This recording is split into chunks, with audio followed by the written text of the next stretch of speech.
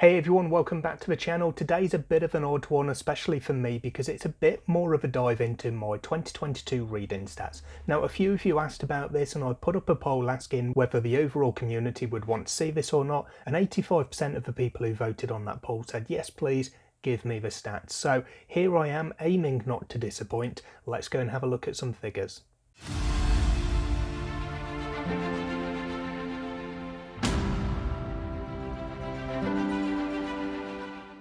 Now, I'm not going to go into a really deep dive into most of these because I don't want to be too boring, and although I do like to look at the stats, it is something that definitely interests me, I don't want to delve into it too much anyway because there's no real purpose that serves for me, let alone for you guys. There are a few people in the audience who really adore stats, and I'm sorry if this isn't going to be detailed enough for you, but I'm just going to pick out some of the things that I myself track when I'm reading books throughout the course of the year. Now, I've got a spreadsheet and I do have a kind of stats page within that where it pulls from my ratings and page count and things like that on the various books that I read. I don't track some of the details that lots of others do, so things like the Corpol spreadsheet and other spreadsheets that go around the community to track your reading, they will list things like where you got a book from, what type of author you've got, the gender, the nationality, the skin colour and all things like that. And that sort of thing doesn't interest me whatsoever, so I don't track that because I've got no interest in looking back at those figures and trying to interrogate my reading based on those different categories. The type of things that I do track are more of the, I don't know, technical things, I guess. So we're looking at page count, we're looking at the ratings. I do include genre, but that's very basic. And I do include, to a degree, where I got them from, because I list things like ARCs and author gifts on my spreadsheet as well, so I can keep note of those. Outside of that, I basically have the stats to give me a monthly breakdown that I produce in each of my wrap-ups at the end of the month or the start of the following month, and I count the number of books and the number of novellas that I've read, and then average out the pages excluding the novellas because being much shorter, they do tend to skew the calculation a bit. So first of all, I'll go through the quick highlights, and this will pretty much cover some of the details that were in my final wrap-up for December 22. So the total number of books that I read in 2022 was 78. Of those, 69 were actual novels of whatever length, and 9 of them were novellas. I did say that my genre breakdown is very basic, and that's because I've got a very narrow taste profile, and I literally just list out whether it's a fantasy or a sci-fi read, and I don't go outside of those two, so I've had no reason to expand these category listings. But I also don't need to delve deeper into them and split out the different subcategories of, well, science fiction, but mostly of fantasy, because A, most of it is epic fantasy, and B, again, it's not something that I'm really interested in. I don't read enough to really delve deeply into the different types or subtypes of fantasy. Overall though, most of my reading is fantasy, and I was looking at last year's figures as well, or 2021's figures, and they are very similar to this, despite the fact that the overall number of books in 2022 did nearly double in size compared to 2021. Now, in terms of the sci-fi against fantasy, I did have a nice little kind of donut pie graph on my stats, which showed almost an exact same figure for the split of both the number of fantasy books read compared to sci-fi and also the page count. But that did change slightly with my last read of 2022 being a bit of a shorter 300 page or so science fiction book. So the numbers for 2022 echoed those for the books versus novellas. I read 69 fantasy titles and 9 sci-fi last year, giving me a split of 88.46% fantasy and 11.54% sci-fi. For the pages read, that split is now slightly more in favour of fantasy. So in total I read 35,584 pages last year, and of those 31,691 were from fantasy books and 3,893 were from sci-fi, giving me a split of 89.06% for fantasy and 10.94% for sci-fi. In terms of my enjoyment, I wouldn't say there's a correlation in terms of I enjoyed one genre more than the other. My main genre is fantasy, and I will generally enjoy more fantasy books than sci-fi, but in terms of the percentages, it's very difficult to pull anything from that because it really does depend on the book, and one year I might just not get any really banging sci-fi, but that doesn't mean that I like sci-fi any less. In terms of the actual ratings that I gave the books in this year just gone, my average for the year for everything that I read was 3.90. If you take out the sci-fi, the fantasy aspect goes up slightly, it's 3.95.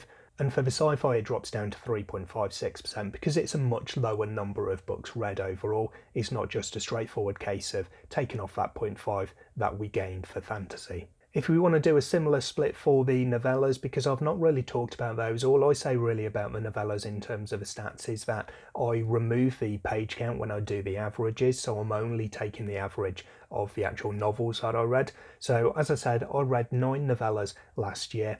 One of them was 173 pages, that was The Exile by Ryan Cahill, and the shortest novel that I read was Rory August's Last Gifts of the Universe, which comes in at 203 pages, so there's really not a lot of difference there, but that is because one was a very short novel and one was a very long novella. With that in mind, the average page count of the novellas that I read was 116, and the average rating that I gave for them was 4.13. So that suggests that I have been really enjoying the novellas, and I've always said that I'm not someone who generally goes for novellas. Now, with this though, all of these were actually linked to series that I was reading or had read in the past. So 6 of the 9 novellas that I read were listed as book 0.5 in the series, so they're a prequel novella essentially to a longer series, and the other ones that I read were book 1.5 or book 2.5 in their respective series. I won't go into the series stats in detail because I do that at the end of each monthly wrap up, but I have changed the way that I'm going to do that slightly, because I normally include series I've started, finished, DNF'd, I'm up to date with, and I have ongoing, and I never have anything in the DNF category, so I've changed that slightly to series that I won't be continuing with.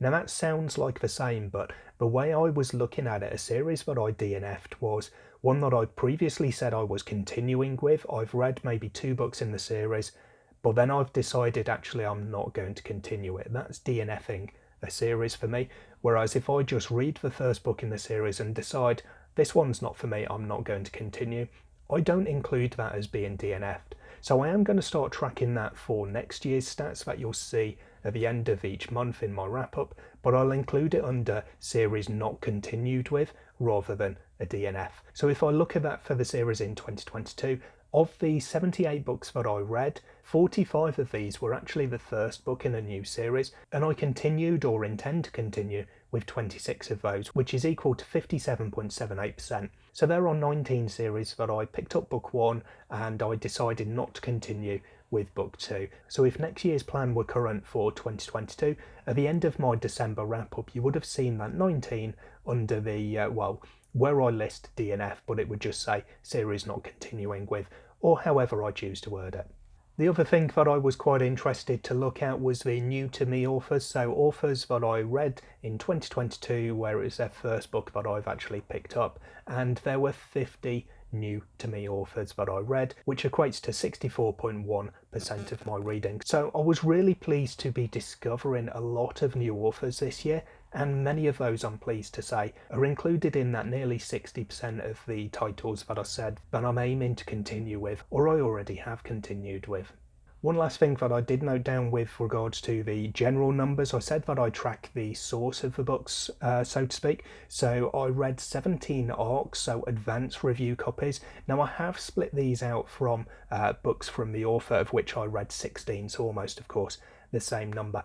ARCs I've listed as advanced review copies, so exactly what they say on the tin. These are the titles that have been sent to me for review before the book has been released.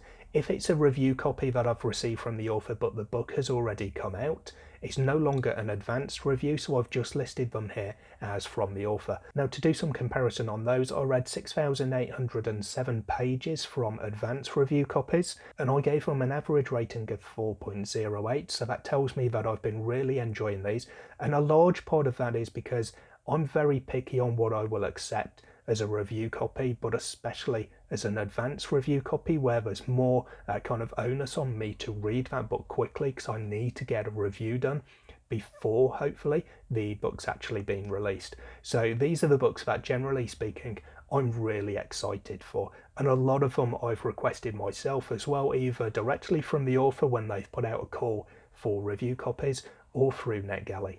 The 16 books that I read from the author gave me a total of 6,681 pages, so a little bit less for one book fewer, and the average rating that I gave them was 3.75, so that one is a little bit further below, and that might possibly, if anything, be because these ones are the ones that I'm taking maybe a bit more of a punt on. An author has offered me a copy, and I've had a look and said it sounds quite interesting, yes, I'll take it, rather than it being one that I've specifically gone hunting for because I really liked the sound of it. So as I say, I am quite picky in the books that I will say yes to, essentially, when I'm offered a book. Plenty of authors have contacted me, and even if it sounds like a book that should be in my normal wheelhouse, it's an epic fantasy, for instance, if I don't like the sound of it, I will be open and tell the author, no, I'm okay, I don't want to review this copy, I don't want to read that and potentially give it a bad review because I'm not as interested in reading it as I might be. So I don't know if I maybe differ from other reviewers in that respect. I won't just say yes to every book that comes through to me, or at least yes to every book that comes through and is the right kind of genre for me at least. I will only still say yes to the ones that I'm really genuinely interested in reading. So looking at my reading throughout the year as a whole, if you look at the longest and the shortest books first of all, because that's nice and easy, Brandon Sanderson took the title for the longest book. I read Words of Radiance, which my copy on Goodreads is listed as 1,088 pages. And then the shortest book, well, if you take the shortest book in total, it would be a novella, of which I read A Prelude to Ashes by Tiago Abdella, which was 83 pages, I believe it was. Or if you exclude the novellas, then I've already mentioned Rory August's book, The Last Gifts of the Universe, at 203 pages, would be the shortest that I read. Going month by month, it looks like I had a slow start to the year. I read 4 novels in each of the first 3 months of the year, although I did also read a novella in February and in March. I then had a readathon, so I did 2 readathons in 2022. Realm of a Readathon in April, hosted by Cassidy from Covers with Cassidy, and in November I did Once Upon a Readathon, hosted by Hannah from Hannah Blackwell. So in both of those 2 months I had a really good month in terms of the number of titles that I read, and in fact those 2 were my highest totals in terms of books read, where I read 7 books and 2 novellas in April for Realm of a Readathon, and in November it was 8 books and 2 novellas for Once Upon a Readathon. Neither of those months though laid claim to my highest month of the year in terms of page count. That one was July, where I read 3,906 pages. So with that one being the best month in terms of page count, for whatever that means, the best month I would say in total would probably be March, because in there I had an average rating from 4 books and 1 novella of 4.5. My average rating for the year, if you remember, was 3.9, so this is quite a big jump from that, but 4.5 from 5 titles, and it was an average page count. This is obviously just from those 4 books that I read, excluding the novella, an average page count of 645. So looking back at the titles I read in March to see why it was a good month, I read The Ember Blade, which is about 800 pages. The Citrine Key is over 600. No, it's not. The Citrine Key is a novella, so that's excluded from the average. But then I read The Iron Crown, which is about 600 and something pages. I read Royal Assassin, which is somewhere in that same margin. And I read The Call of the Bone Ships, which I think is somewhere along the lines of 500 or just below. So everything I read that month, excluding the novella, was either 500 pages or just below, and some of them were quite excessively above that. So that's why it was such a high month in terms of the average page count, but I really enjoyed the books I was reading that month as well, given that average of 4.5. I don't really tend to do much in terms of the worst or the lowest on my channel at all. I'm about the positives of it. I will say so if I don't enjoy a book, and I will give the reasons for it, and I'll give a low score and a low rating if applicable. I will not shy away from that, because I will always be honest about the books that I'm reading, regardless of where I acquired them, whether it's a review copy that I got for nothing or it's a copy that I've gone out and purchased for myself. In terms of the stats here, kind of the same applies. I haven't really done anything with regards to the lowest. In terms of the page count, the lowest that I had in 2022 was 1876 in January. That's where I just read 4 titles. Everything after that was 2,000 pages and above, which is absolutely great for me. And the lowest average rating I gave was in September, which was at 3.42, and I haven't even listed down on my little stats printout the books that I read in that month because it wasn't important for me to know which books led to that. So one last little bit of the stats before I go into what was my best book, my favourite book of each month of the year. I do also have a little breakdown of the average ratings that I gave, or the number of ratings rather, that I gave. So I use half stars in my personal rating system. Obviously I can't put those onto Goodreads unless I do it in the text of a review, but I do list half stars for personal reasons, just because sometimes a book isn't a 3 or a 4, it's somewhere in between, and I prefer to have that somewhere in between as one of my options. So with the 10 ratings, 0.5 to 5, the lowest rating I gave was 2.5. I don't tend to go much lower than that at any point. I think I've given some 1-star ratings on Goodreads, but nowadays I don't think I would do that, because if a book's worthy of 1 star, I would probably DNF it, so I wouldn't rate it in any case. I have done in the past, which is why they remain on my Goodreads profile from however many years ago. But in terms of the ratings here, I gave 4 books a 2.5-star rating. At the other end of the scale, the 5-star rating, I gave 15 books to, and that was actually my second highest number. I gave 14, 3.5 stars.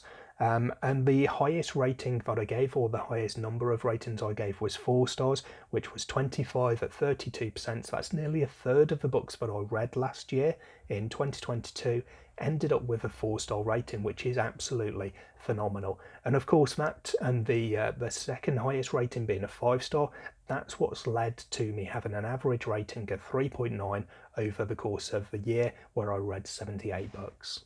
Okay, so just to close this down, let's have a look at some of the titles themselves. So in January, as I said, I only read 4 titles, so it's my lowest month in terms of the, I guess, variety. The best book that I read, though, was We Are the Dead by Mike Shackle. I absolutely loved that book, and I'm hoping in January this year, 2023, to be reading the second book in this series. So I don't like reading a book and then not reading the sequel for a full year if it's already available to me. Sometimes it just happens. I don't make any particular plans or targets of when to read follow-up books. I just try to before it gets too long, basically. But 12 months is probably longer than I wanted to, especially because I really enjoyed this book. I don't know why I've waited hopefully a year and not a year and a month or 2 months to pick up book 2. In February, my favourite was the sci-fi favourite of the year for me. This was Project Hail Mary.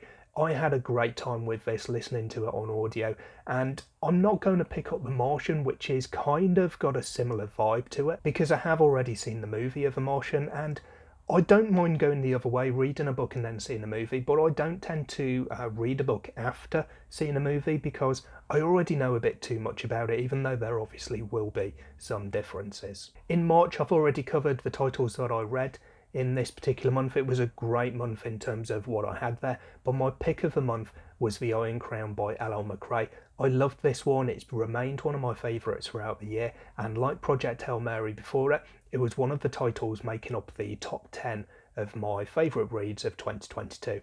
From that list, I think there are 8 in this particular list that I'll go through now, which means 2 of those titles didn't make it, and that of course is because I read more than one of my favourite 10 books in a particular month. So there's 2 months where I read 2, meaning there's 4 fresh titles in this list outside of that top 10 list. If you manage to untangle that, give yourself a gold star. So in April, I've got one of the 2 novellas that'll make this little list. My favourite read in April was The Exile by Ryan Carhill. This is book 2.5, 2.5 of the Bound and the Broken series. I had such a great time with this. It is an absolutely fantastic novella.